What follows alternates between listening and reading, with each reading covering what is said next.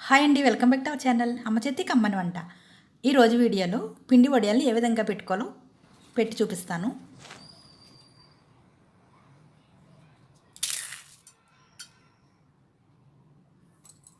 ముందుగా ఒక లోటా వరిపిండిని తీసుకుని ఒక గిన్నెలో వేసి 2 లోటాలు వాటర్ని వేసి ఉండలు లేకుండా బాగా కలుపుకోవాలి. మనం పిండిని మెజర్మెంట్కి తీసేటప్పుడు గ్లాసుని కానీ లోటాని కానీ చెంబుని కానీ మూడింట్లో దేన్నైనా వాడుకోవచ్చు. కలిపి పక్కన ఉంచిన తర్వాత ఇప్పుడు ఒక వెడల్పాటి గిన్నెలో 6 లోటాలు వాటర్ని పోసి మరిగించాలి. పిండిని కలిపేటప్పుడు ఒక లోటా వరిపిండికి 2 లోటాలు వాటర్ని వేసాము. ఇప్పుడు అదే లోటాతో 6 లోటాలు వాటర్ని వేసి మరిగించాలి. మొత్తం వాటర్ అంతా ఒక లోటా వరిపిండికి 8 లోటాల వాటర్ అవుతుంది. 8 పచ్చిమిర్చిను మిక్సీలో వేసి కచ్చబచ్చగా మిక్సీ పట్టి ఫుల్ టేబుల్ స్పూన్ జీలకర్రను కూడా వాటర్లో వేసి మరిగించండి.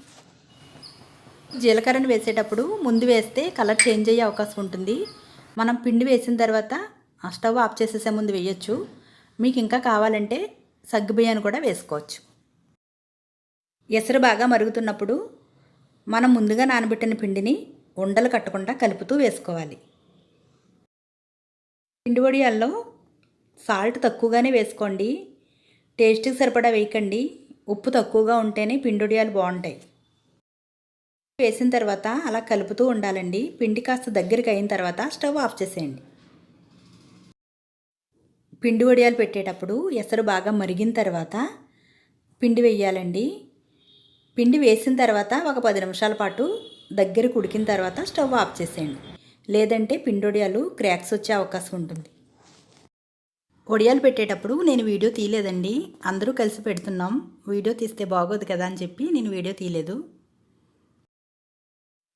వడియాలు ఎక్కువ క్వాంటిటీలో పెట్టాలి అనుకుంటే 4-5 కూర్చొని పెట్టామనుకోండి, తొందరగా అయిపోతాయి. పిండి కూడా చిక్కబడకుండా ఉంటుంది. వడియాలు బాగా ఎండిన తర్వాత మరుసటి రోజుకి తీసినట్లయితే వడియాలు తొందరగానే వచ్చేస్తాయి. మీకు నేను ఒకటి తీసి చూపిస్తున్నాను. వడియాలన్నీ ఎండిపోయాయి. ఈ విధంగా ఎండిన వడియాలను డబ్బాలో స్టోర్ చేసుకున్నట్లయితే పిల్లలకి ఎప్పుడు కావాలంటే అప్పుడు వేయించి పెట్టచ్చు. వాళ్ళకి స్నాక్స్గా బాగా ఉపయోగపడతాయండి. వడియాలను కర్రీగా కూడా ప్రిపేర్ చేసుకోవచ్చండి. కర్రీ కూడా చాలా బాగుంటుంది. పాలు వేసి వండినట్లయితే చాలా బాగుంటుంది. బాలింతలు కూడా తినొచ్చు. ఇప్పుడు పిండి వడియాలను మెజర్మెంట్ చెంబుతో ఏ విధంగా పెట్టాలో మీకు చూపిస్తాను. చెంబుడు పిండి తీసుకున్నాం కదా, ఈ చెంబుడు పిండిని ఒక వెడల్పాటి గిన్నెలో నానబెట్టుకోవాలి. చెంబుడు పిండికి 2 చెంబులు నీళ్లు వేసి నానబెట్టాలి. పిండిని నానబెట్టిన తర్వాత పచ్చిమిరపకాయలను ఒక 10 పచ్చిమిరపకాయలను మిక్సీలో వేసి కచ్చబచ్చగా మిక్సీ పట్టుకోవాలి. ఏ చెంబుతో అయితే పిండిని కొలిచామో అదే చెంబుతో 6 చెంబులు నీళ్ళని వేసి మనం గంట ముందు నానబెట్టిన సగ్గుబియ్యం, పచ్చిమిరపకాయల పేస్టు, 2 టేబుల్ స్పూన్స్ జీలకర్ర, కాస్త ఉప్పును వేసి నీళ్ళను మరిగించాలి. ఈ విధంగా నీళ్లు మరుగుతున్నప్పుడు మనం ముందుగా నానబెట్టిన పిండిని వేస్తూ కలుపుతూ ఉండాలి.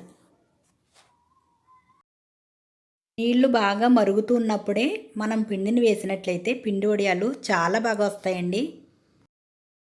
పిండి వేసిన తర్వాత ఒక 10 నిమిషాల నుంచి స్టవ్ ఆఫ్ చేసేయడమే.